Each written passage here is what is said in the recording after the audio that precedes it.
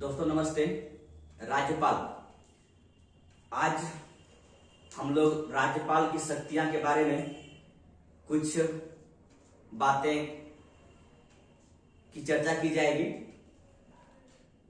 परंतु इससे पहले राज्यपाल के बारे में एक वीडियो बन चुका है, तो आप लोग चाहे तो प्लेलिस्ट में जाकर उस वीडियो को आप देख सकते हैं। वहां पर राज्यपाल के बारे में, राज्यपाल की कुछ अनुच्छेद के बारे में बताया गया है, तो आप चाहे तो प्लेलिस्ट में जाकर उस वीडियो को देख सकते हैं। चलिए हम लोग आगे बढ़ते हैं। और राज्यपाल की शक्तियां, देखिए राज्यपाल की शक्तियां के बारे में जानने से पूर्व मैं आप लोगों को कुछ बातें बताना चाहूंगा कि संघ कार्यपालिका में राष्ट्रपति की जो शक्तियां थी या निहित है, अभी भी है, तो उन शक्तियों के बारे में आप जानना चाहते हैं तो आप प्लेलिस्ट में जाकर संघ कार्यपालिका से संबंधित जो वीडियो बना है वहां जाकर आप प्लेलिस्ट में जाकर आप देख सकते हैं सारे वीडियो को। और उसी से संबंधित अगर आप उस वीडियो को देखेंगे और उस वीडियो और इस वीडियो में बस कुछ नहीं, वो कहने का मतलब है पूरे देश के लिए संघ कार्यपालिका शक्तियां उनके पास निहित है, तो राज्यपाल किसी राज्य में उनकी शक्तियां निहित है। दोनों में इतना अंतर है कि वो पूरे देश के लिए है, ये राज्य के लिए, लेकिन है दोनों एक। देखने के बाद ऐसा लगेगा कि दोनों बराबर है, एक ही नाम। तो राज्यपाल और राष्ट्रपति, राष्ट्रपति पूरे देश के लिए है, राज्यपाल किसी राज्य के लिए, वरना शक्तियां वही है। देखिए कार्यपालिका शक्तियां, विधायी शक्तियां, वित्तीय शक्तियां, न्यायिक शक्तियां और विवेक शक्तियां। ठीक है, राष्ट्रपति को भी आप पढ़ेंगे तो आपको इन्हीं सब शक्तियों के बारे में दिखाई पड़ेगा, चर्चा मिलेगी। तो अंततः हम कहने का मतलब मेरा सिर्फ इतना है कि राष्ट्रपति और राज्यपाल की शक्तियां दोनों लगेगा बराबर के जैसा, एक ही लगेगा, लेकिन वो पूरे देश के लिए, मैं बार बोलना चाहता हूं, पूरे देश के लिए है और ये एक राज्य के लिए है। और दोनों का अनुच्छेद अलग अलग है, अनुच्छेद आपको अलग अलग दिखाई पड़ेगा, वरना बातें सारी एक ही है। देखिए पहला अनुच्छेद है आपका कार्यपालिका शक्तियां में। हम लोग यहाँ पर कार्यपालिका शक्तियां के बारे में डिस्कस करेंगे। उसमें पहला अनुच्छेद है 154 का ए, 154 का 1, राज्य कार्यपालिका शक्तियां राज्यपाल में निहित है। यही बातें राष्ट्रपति में कहा जाता है कि संघ कार्यपालिका शक्तियां राष्ट्रपति में निहित है। ठीक है, इसमें आगे भी यही कहा गया है, या तो इस शक्ति का प्रयोग स्वयं करेंगे या अधीनस्थ प्राधिकारी के द्वारा करेंगे। अब यहाँ पर या तो स्वयं करेंगे राज्यपाल या फिर अधीनस्थ प्राधिकारी का मतलब क्या है, मंत्रिमंडल या मंत्री परिषद। ठीक है, तो मंत्री परिषद के साथ मिलकर काम करेंगे या फिर स्वयं करेंगे। कार्यपालिका शक्तियां राज्यपाल में निहित है, ध्यान रखिएगा, राज्य कार्यपालिका शक्तियां राज्यपाल में निहित है। ये इसका प्रयोग या तो स्वयं करेंगे या फिर अधीनस्थ प्राधिकारी के सहयोग से करेंगे। अधीनस्थ प्राधिकारी का मतलब है मंत्री परिषद। ठीक है, यही बातें राष्ट्रपति में भी लागू होता है। अगला अनुच्छेद है 164 का 1, इसमें कहता है कि राज्यपाल मुख्यमंत्री की नियुक्ति करता है। देखिए राज्यपाल मुख्यमंत्री की नियुक्ति करता है, तो मुख्यमंत्री की नियुक्ति राज्यपाल जरूर करते हैं, लेकिन राज्यपाल का यहाँ विवेक की शक्ति नहीं है। इस जगह पर राज्यपाल किसी भी नेता को उठाकर या किसी जनता को उठाकर वो मुख्यमंत्री बना नहीं सकते। राज्यपाल मुख्यमंत्री उसी को बनाएंगे जो आम चुनाव के बाद, या कह सकते विधानसभा चुनाव के बाद, जिसके पास सबसे ज्यादा बहुमत होगा, या कहने का मतलब बहुमत सिद्ध करने की क्षमता जिनके पास होगा, जिस पार्टी के पास होगा, उन्हीं पार्टी के किसी एक नेता को मुख्यमंत्री बनाएंगे। लेकिन यहाँ पर ध्यान रखेंगे, राज्यपाल अपने मन से किसी को मुख्यमंत्री नहीं बनाएंगे। राज्यपाल उस समय मुख्यमंत्री अपने मन से बनाएंगे जब खंडित जनादेश मिले, कहने का मतलब है राज्य विधानसभा में किसी को बहुमत ना मिले हो तो। लेकिन यहाँ पर मुख्यमंत्री उसी को बनाएंगे जिसे बहुमत प्राप्त पार्टी है और उसके नेता को। ठीक है, और आगे लिखा हुआ देखिए, मुख्यमंत्री की सलाह पर अन्य मंत्री की नियुक्ति करेंगे राज्यपाल। अब ध्यान रहे यहाँ पर राज्यपाल के पास जो लिस्ट जाएगा मंत्रियों का, उन्हीं लोगों को राज्यपाल शपथ ग्रहण करवाएंगे। ध्यान रखेंगे, राज्यपाल अपने मन से कुछ भी नहीं करेंगे। पहली बात तो मुख्यमंत्री शपथ ग्रहण करवाएंगे, उसके बाद मुख्यमंत्री जो लिस्ट थमाएंगे राज्यपाल को, उन्हीं लिस्ट में जिसे नाम है उसी को मंत्री पद पर शपथ दिलवाएंगे। और ध्यान रहे कि मंत्री जो पद है वो राज्यपाल के प्रसाद पर्यंत पद धारण करेंगे। प्रसाद पर्यंत यानी कहने का मतलब है राज्यपाल के इच्छानुसार। लेकिन ध्यान ये भी रहना चाहिए कि राज्यपाल अपने मन से मंत्री को हटा नहीं सकते हैं। जब तक मुख्यमंत्री उसे सलाह ना दे तो मंत्री को हटा नहीं सकते हैं। ध्यान रखेंगे, ठीक है। तो इन सब बातों को अगर आप संघ के ऊपर देखेंगे, संघ का मतलब है राष्ट्रपति का संघ कार्यपालिका में देखेंगे, तो आपको समझ में आ जाएगा कि यही बातें वहां पर भी है। लेकिन राष्ट्रपति प्रधानमंत्री नियुक्ति करते हैं और प्रधानमंत्री सलाह पर अन्य मंत्रियों की नियुक्ति करते हैं। यही बातें यहाँ पर भी है कि राज्यपाल मुख्यमंत्री नियुक्ति करेंगे और मुख्यमंत्री सलाह पर अन्य मंत्री नियुक्ति करेंगे और मंत्री प्रसाद पर्यंत पद धारण करेंगे, चाहे राज्यपाल हो चाहे राष्ट्रपति हो, ठीक है।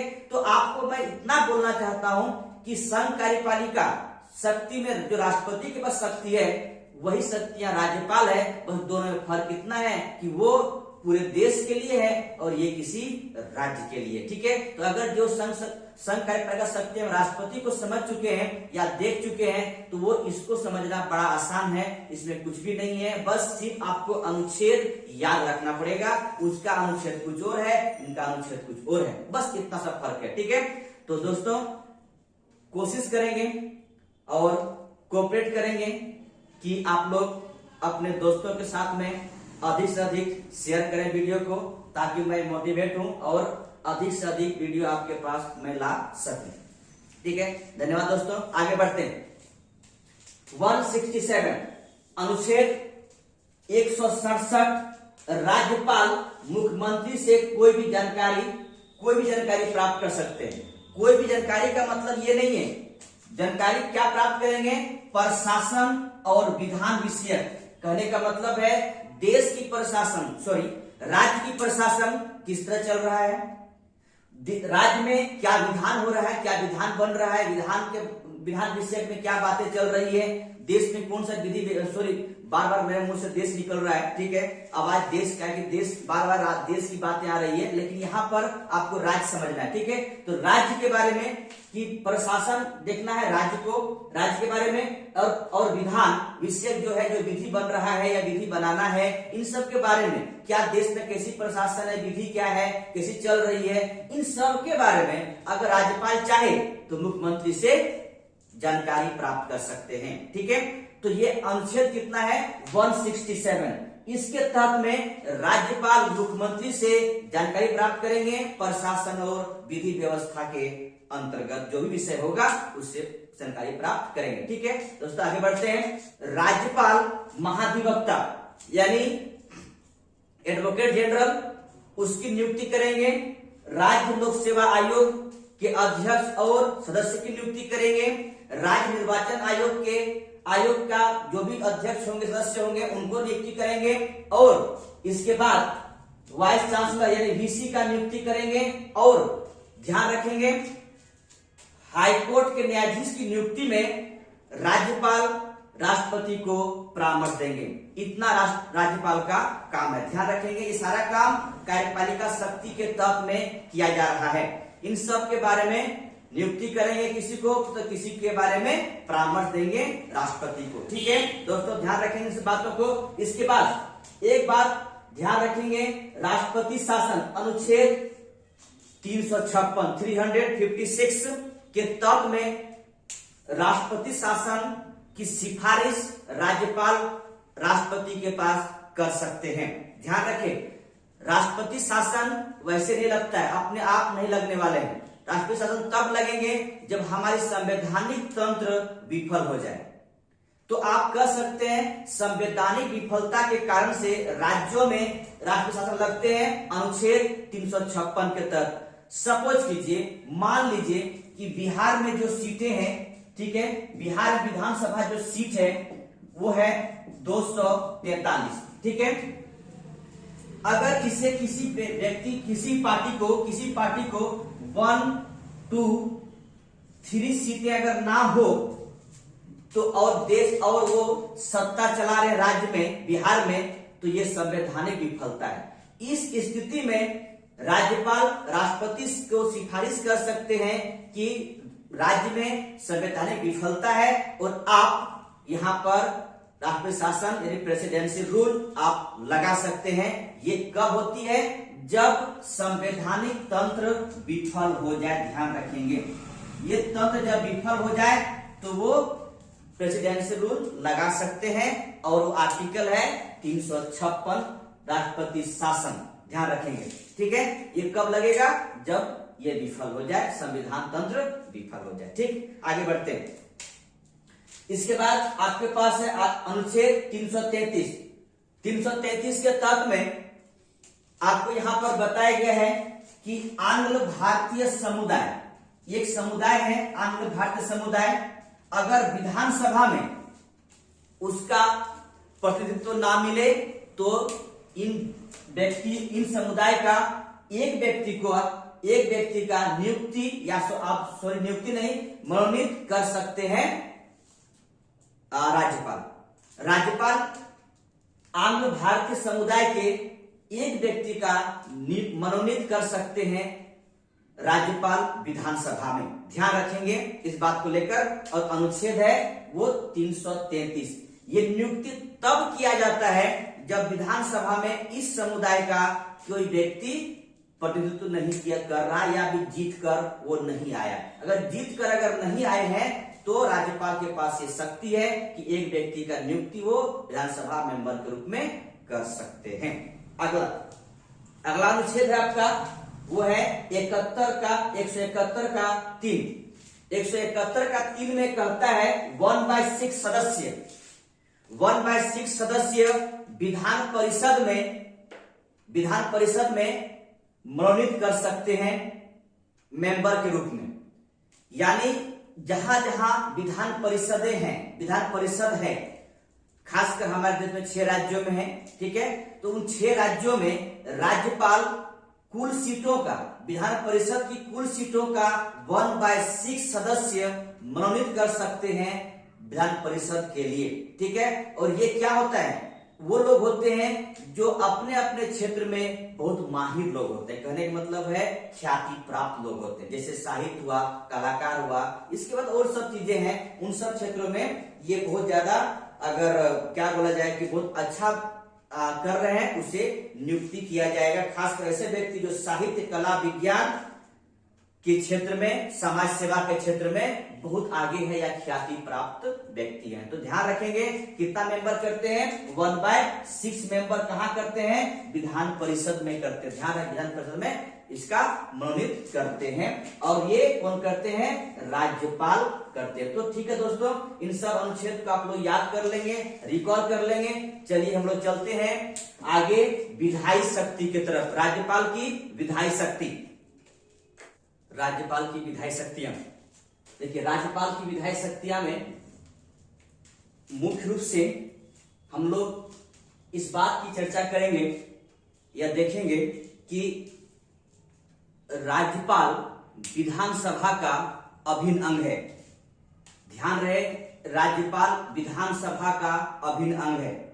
देखिए, बहुत से राज्यों में विधानसभा और विधान परिषद होता है, लेकिन वो उसकी संख्या भारत में बहुत कम है, यानी 6 राज्यों में है। तो आप ध्यान रखेंगे जहां पर विधान परिषद नहीं है, मैं वहां की बात कर रहा हूं कि राज्यपाल विधानसभा का अभिन्न अंग है, ठीक है। तो विधानसभा का अभिन्न अंग का मतलब क्या हुआ कि विधानसभा द्वारा कोई भी विधेयक विदाउट राज्यपाल के, यानी उसके बिना हस्ताक्षर के कोई कानून नहीं बन सकता है। इसी प्रकार, इसीलिए ये राज्यपाल विधानसभा का अभिन्न अंग है। और जहां विधान परिषद है वो भी शामिल हो जाएगा, यानी विधानसभा, विधान परिषद और राज्यपाल, ठीक है। ये सब एक अभिन्न अंग के रूप में है, जिससे विधायी शक्ति के अंतर्गत में आता है, ठीक है। तो अंततः यहां पर ये देखेंगे हम लोग कि जिस तरह राष्ट्रपति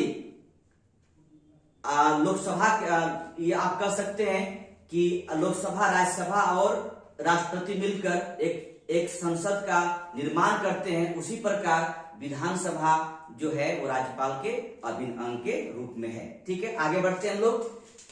अनुच्छेद है 174। 174 के तहत में राज्यपाल विधानमंडल यहाँ पर लिखा हुआ है। विधानमंडल मैं इसलिए लिखा यहाँ पर ताकि विधानमंडल में इसलिए आप लिखने की मजबूरी ये है कि विधानसभा और विधान परिषद, ठीक है, बहुत से राज्यों में सिर्फ विधानसभा है, तो जहां पर विधानसभा है तो डायरेक्ट आप कह सकते हैं कि राज्यपाल विधानसभा का अधिवेशन उस विधानसभा का सत्रावसान या विधानसभा विघटित करने की शक्ति राज्यपाल को निहित है, राज्यपाल को दिया गया है विधायी शक्ति के अंतर्गत में। तो मैं विधान मंडल लिखने का मेरा मकसद ये था कि जैसे कि बिहार, उत्तर प्रदेश, कुछ राज्यों में जहाँ विधान परिषद है वहां पर आप विधानमंडल कहें तो अच्छा रहेगा। विधानसभा और विधान परिषद दोनों मिलकर विधानमंडल बन गया। इसका अधिवेशन बुलाना या उसे सत्रावसान करना या उसे विघटित करना, खासकर विधानसभा को, तो इस राज्यपाल के पास शक्ति है। और ध्यान रहे कि राज्यपाल को ये शक्ति है 174 के अंतर्गत में कि विधानसभा का अधिवेशन कम से कम 6 महीना में, ठीक है, 6 महीना में आपको बुलाना पड़ेगा, ये लाना पड़ेगा, ये शक्ति है। ठीक है, अगर प्रथम बैठक और अंतिम बैठक के बीच में 6 महीना का ड्यूरेशन रखा गया है, यानी कहने का मतलब है 6 महीने के भीतर में आप विधानसभा का अधिवेशन बुला सकते हैं, बुलाने का शक्ति दिया गया है राज्यपाल को। तो राज्यपाल को ये शक्ति है 6 महीने के अंदर बुलाने का और सत्रावसान भी करना, विघटन भी करना है अनुच्छेद 174 के अंतर्गत में। इसके बाद अनुच्छेद 175 में अभिभाषण, राज्यपाल का अभिभाषण, ठीक है, या फिर लंबित कोई विधेयक है, ये अभिभाषण देना, राज्यपाल के पास शक्ति है अभिभाषण देना, या फिर अभिभाषण में क्या है, या दोनों सभाओं में या दोनों सभाओं के अलग अलग करके या एक साथ बुलाकर अभिभाषण कर सकते हैं। दूसरी बात यह है कि लंबित कोई विधेयक है उस पर विचारशीलता से विचार करने की शक्ति दे रखा हुआ है, वो है अनुच्छेद 175 के तहत। ठीक है, तत्व में कहा राज्यपाल के शक्ति के रूप में है अभिभाषण और लंबित विधेयक पर शीलता से विचार करना। ठीक है, आगे बढ़ते हैं। 176 यानी 176 में ये कहता है कि प्रत्येक आम चुनाव के बाद जो पहला सत्र होगा और प्रत्येक वर्ष का पहला सत्र, प्रथम सत्र, प्रत्येक आम चुनाव के बाद प्रथम सत्र या प्रत्येक वर्ष का प्रथम सत्र में राष्ट्रपति संबोधित करेंगे। दोनों सभाओं को एक साथ बैठाकर, अगर विधान परिषद और विधानसभा है तो, और जहां विधानसभा सिर्फ है तो सिर्फ विधानसभा को संबोधित करेंगे। और संबोधित इस बात पे किया जाता है कि सरकार का 1 साल का लेखा जोखा तय किया जाता है। और जो बोलते हैं राज्यपाल, वो राज्यपाल की बातें होती नहीं, एक्चुअली मंत्री परिषद द्वारा लिखी हुई बातें होती है और वो राज्यपालों से सिर्फ पढ़ने का काम करते हैं। दोनों सभाओं को साथ में बैठाकर या फिर जहां पर एक सभा है तो एक सभा को बैठाकर अभिभाषण के रूप में या अपना संबोधित करना शुरू करते हैं। ठीक है, ये कब होता है? प्रत्येक आम चुनाव के बाद या फिर प्रत्येक वर्ष का प्रथम सत्र में। ठीक है, इसके बाद आगे चलते हैं अनुच्छेद 200। इसको आप लोग थोड़ा सा याद रखेंगे, अच्छे से याद रखेंगे। धन विधेयक को छोड़कर बाकी सारे विधेयक है के बारे में अनुच्छेद 200 में दे रखा हुआ है।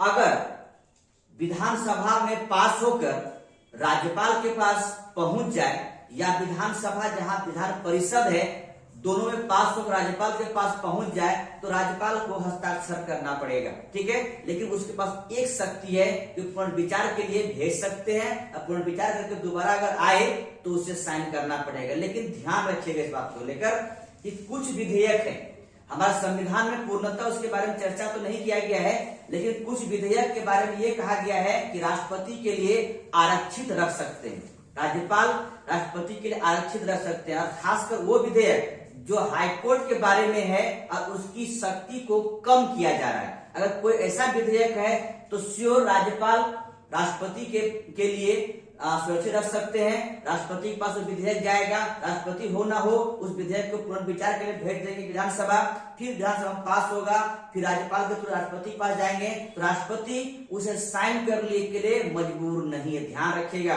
दोबारा जाने के बाद भी राष्ट्रपति साइन करने के लिए मजबूर नहीं है, एक बाध्य नहीं है।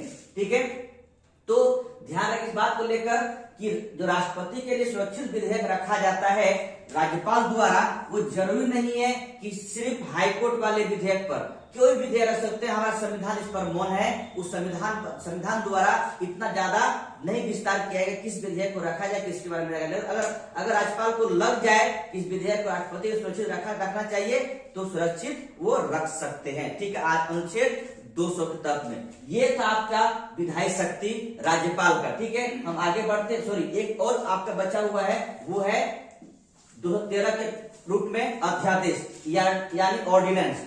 ऑर्डिनेंस हम तब लाते हैं, आपको मैं बता चुका हूं, संघ कार्यपालिका में राष्ट्रपति द्वारा ऑर्डिनेंस हम तब लाया जाता है जब, अगर राज्य की बात किया जाए, जब विधानसभा और जहां विधान परिषद है वहां पर दोनों उस समय सत्र में नहीं है और राज्य में कोई बड़ी घटना घट गई है, राज्य को एक कानून चाहिए, उस कानून को लाने के लिए मंत्रिपरिषद द्वारा राज्यपाल को एक आदेश या सलाह दे सकते हैं कि आप ये विधेयक के रूप में हम दे रहे हैं, इसको कानून द्वारा पास कीजिए, जिससे शक्ति दिया गया है संविधान द्वारा। वो अनुच्छेद है 13 राज्यपाल के लिए, और वो कानून जब बन जाएगा उसे 6 महीने के अंतर्गत में विधानसभा में रखकर उसे पास करना होगा, और वो भी 6 सप्ताह में। यानी कहने का मतलब है कि 6 सप्ताह के अंदर जिस दिन से विधानसभा चालू हुआ यानी सत्र शुरू हुआ, उस दिन से 6 सप्ताह के अंदर में ही उस विधेयक को पास होना चाहिए, नहीं तो फिर वो समाप्त हो जाएगा। लेकिन ध्यान रखें, जिस दिन से वो कानून लागू हुआ उसे 6 महीना के अंतर में ही उसे विधानसभा में रखकर उसे पास करवाना पड़ेगा, तभी वो कानून सदा के लिए बना रहेगा, वरना फिर वो कानून समाप्त हो जाएगा। लेकिन एक दिन से विधानसभा की शुरुआत हुई, उस दिन 6 सप्ताह के अंदर में ही वो विधेयक या कानून पास हो जाना चाहिए, नहीं तो वो समाप्त हो जाएगी। तो अध्यादेश को आपको मैं सही तरीके से बहुत अच्छी तरह से संघ कार्यपालिका में राष्ट्रपति के जब मैं बता रहा था उस समय आपको मैं बताया हूं। चाहे तो आप वहां जाके प्लेलिस्ट में जाकर राष्ट्रपति के बारे में, इस अध्यादेश के बारे में देख सकते हैं। सिर्फ दोनों में इतना सा अंतर है कि वहां का अनुच्छेद 213 है, 213 है, और यहाँ पर 213 राज्यपाल में है, और वहां पर 123 है राष्ट्रपति में, और राज्यपाल में 213 है। ध्यान, बस इतना सा अंतर है, इतना सा माइनर अंतर है कि यहाँ पर राष्ट्रपति 223 है और राज्यपाल में 213 है। बस अनुच्छेद में अंतर है, बाकी कोई अंतर नहीं है। वहां पर राष्ट्रपति में लोकसभा सभा पास करना होगा, और राज्यों में जहां विधानसभा और जहां पर विधान परिषद है, तो दोनों में पास करवा के उसको 6 महीने के अंदर में पास कर देना होगा, और जिस दिन से विधानसभा शुरू हुई उसे 6 सप्ताह के अंदर में पास कर देना होगा। ठीक है दोस्तों, आगे बढ़ते हैं। और ये है वित्तीय शक्तियां। ठीक है, वित्तीय शक्तियां अनुच्छेद 202 में कहता है बजट विधानमंडल के समक्ष कौन रखवाएंगे? राज्यपाल रखवाएंगे। विधानमंडल समक्ष राज्यपाल बजट को रखवाएंगे, और वो बजट क्या होता है? 1 साल का आय व्यय का लेखा जोखा है, बस। ठीक है, तो बजट जब भी आता है तो राज्यपाल द्वारा ये विधानसभा में रखवाते हैं, राज्यपाल की अनुमति के साथ ही आता है। और इसके बाद आप तो देखेंगे कि राज्यपाल जो धन विधेयक होता है वो विधानसभा में रखवाते हैं, राज्यपाल ही रखवाते हैं। तो आप ये धन विधेयक का निर्णय कौन करेगा? कौन सा विधेयक धन विधेयक है? तो ये निर्णय कौन करेंगे? विधानसभा अध्यक्ष करेंगे, कौन सा विधेयक धन विधेयक है या नहीं। ध्यान रखेंगे कि बजट विधानसभा में रखवाते हैं राज्यपाल, और धन विधेयक भी विधानसभा में रखवाते हैं राज्यपाल। ठीक है, और एक लास्ट में आपका पास बच रहा है, वो है राज्य की आकस्मिक निधि इस आकस्मिक निधि का रखवाला आप कह सकते हैं राज्यपाल है। राज्यपाल इस निधि का नियंत्रण करते हैं, नियंत्रण में रहता है। तो इस निधि पे पैसा निकालना हो तो राज्यपाल की अनुमति के साथ में निकाला जाता है और बाद में फिर इस निधि में पैसा, जब विधानसभा शुरू होती है तो राज्य की संचित निधि से पैसा निकालकर फिर इस आकस्मिक निधि में पैसा को फिर भर दिया जाता है। तो वो चीजें प्रोसेस है, चलते रहता है। तो राज्यपाल के बारे में खासकर विधायी शक्ति और वित्तीय शक्ति। वित्तीय शक्ति बस इतना याद रखिएगा 202 बजट है, बजट के साथ, बजट के बाद एक धन विधेयक है, दोनों को राज्यपाल विधानसभा में रखवाते हैं और आकस्मिक निधि का रखवाला भी राज्यपाल ही है। थैंक यू दोस्तों, कमेंट करेंगे, शेयर करेंगे और सब्सक्राइब करेंगे। थैंक यू, धन्यवाद।